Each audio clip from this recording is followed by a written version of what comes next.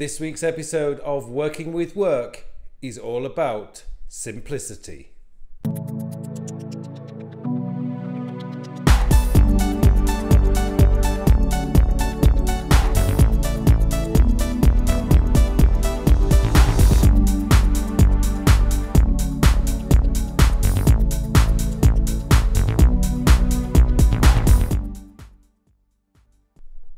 Hello and welcome to episode 16 of my Working with Work series. And in this week's episode, I want to talk to you about keeping things simple. Now, I have covered this a little bit before already in this series, but I just want to give you a couple of examples that I was talking with my brother about this morning. And it occurred to me that this is a really useful tip for you guys out there, particularly if you find yourself overcomplicating things on a regular basis. And I just want to give you two examples of how to do this. And each are going to relate to health and fitness. So it seems that this week we have a bit of a health and fitness week going on. But I think this is really important because if you don't keep things simple, you are always at risk of losing track of what's going on. No matter what tools you are using, it's always difficult to keep things going if you're having to go through a lot of stuff trying to figure out what it is you need to do. So let me get straight into this with the two examples. The first example I want to talk to you about is in terms of diet. Now, I know a lot of us always feel that we have to lose a little bit of weight. And basically, as of this week, I restart my health and fitness program. And I took my weight this morning and I am about 6 kilograms, yes, I said that right, 6 kilograms over my target weight. So I've developed a 3-month program to lose that 6 kilograms. But the thing about losing weight is no matter what special fad diet or the latest fashion is, there is a really simple formula. Basically what it works out is the amount of food that goes in terms of calories must be less than the amount of calories you are burning per day. Now, I'm not going to go into the science of all this. It is a very simple formula and everybody's different in terms of how many calories they're burning per day because everybody has different activity levels, different body shapes, different metabolism rates. There's so much there. But basically, the essence of losing weight is a very simple formula. The amount of food you eat in terms of calories must be less than the amount of calories you burn per day.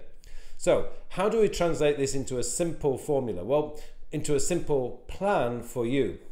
One of the things that I would suggest you do is have a look at your diet over a period of a week rather than a day and look at where you have a tendency to overeat. Now, in my example, in my particular case, I know that Friday, Saturday, and Sunday, I am terrible with my diet. Sunday through to Thursday, I am very good. I'm very disciplined. But for some reason, Friday, Saturday particularly, I am very bad.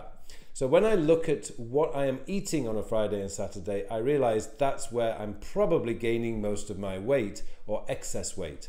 So all I have to do is look at what I'm eating over the weekend. Now, Friday isn't too much bad because I tend to treat Friday as my rest day from dieting, but Saturday is really the bad day and I tend to eat a lot of rubbish. I'm eating fried chicken and bars of chocolate and it's just too much. So what I have to do is I have to cut out the fried chicken on a Saturday. Now, I don't have to do that forever. It's just for this 12-week period, but that's something that I look at. Another area that for me is I put too much sugar in my tea and coffee. I have to confess, I do put too much sugar in my tea and coffee. Now, I don't have to remove the sugar completely, in which case I would probably not enjoy drinking tea and coffee, but at least I can reduce the sugar by, say, 1 teaspoon. Over a period of a week, that's going to probably lose about 500 calories over a week because each teaspoon is probably in the region of 50 calories per teaspoon. So that is one thing that I can do. There are other things. I usually have a snack bag of almonds, raisins and walnuts, and I do tend to eat out of that snack bag a little bit too much, so I can actually restrict that to once mid-morning and once mid-afternoon. So basically what I'm doing is I'm looking at my diet over a period of a week, and I'm cutting out the things that are high in calorific value. And that is essentially how to lose weight. So what I'm doing is I am reducing my intake. I'm actually going to increase my exercise at the same time. So I'm burning more calories, but I'm actually reducing the amount of calories that I'm taking in on a daily basis. Thus, I will lose weight over a period of 12 weeks. And hopefully, if my plan works, I will get back down to my 80 kilograms, which is roughly where I like to be. So that's the weight side of things. Now let me move on to the exercise type of things. Now, one of the problems with exercise, if you're going to start an exercising program, one of the problems that most people have is they run out there and they join a gym and they're spending $50, $60, $70 a month on gym membership that they're hardly using.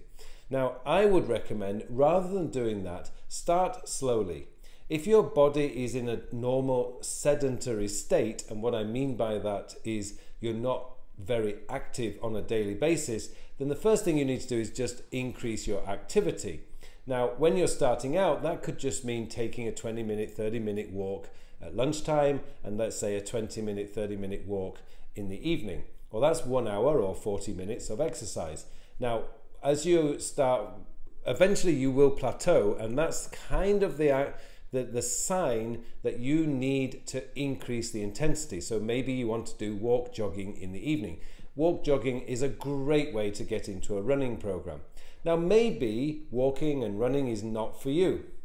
So if you, instead of joining a gym, what you can do is create a small, what I call circuit training routine at your home. Now, you don't need much equipment. You can do this with just body weight exercises like press-ups, sit-ups, and star jumps and burpees and all those things. And if you don't know what those are, look them up on Google, you'll find them.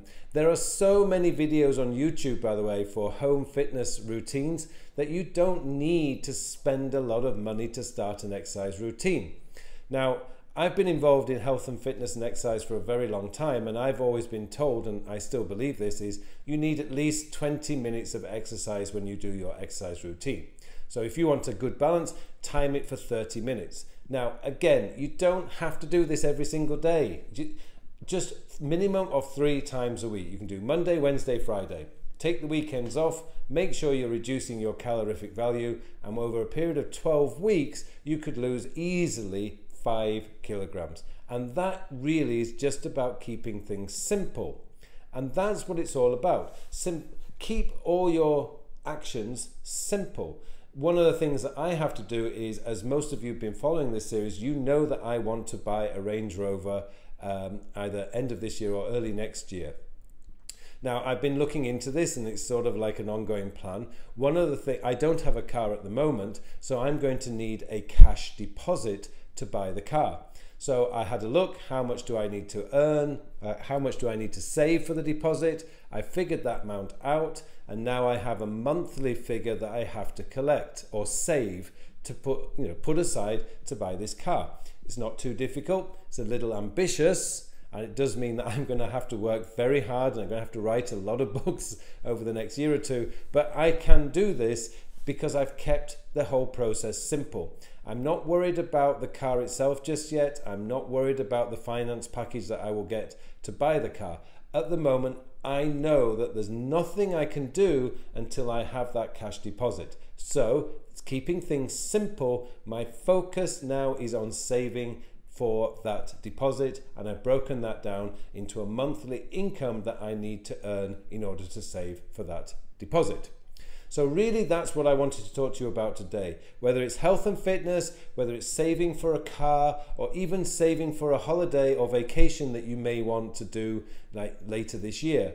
All it is break it down into a simple step. There's always something that you cannot do until you cannot move on until you've done it, as in buying a car. I cannot buy the car without the deposit. So therefore the finance package, the model, the accessories, all those are just irrelevant at the moment. I need the deposit. Same with health and fitness. If you don't identify what it is that's causing you to gain weight in the first place, you're not going to succeed. So usually it's because there is some snack or treat that you probably treat yourself to a little bit too much that you need to cut out. You don't have to cut it out forever, but you do need to cut it out, or at least reduce the amount while you're on this diet. Okay, hopefully this episode on simplicity has been useful for you. I hope you all have a very, very productive week, and I will see you in the next episode.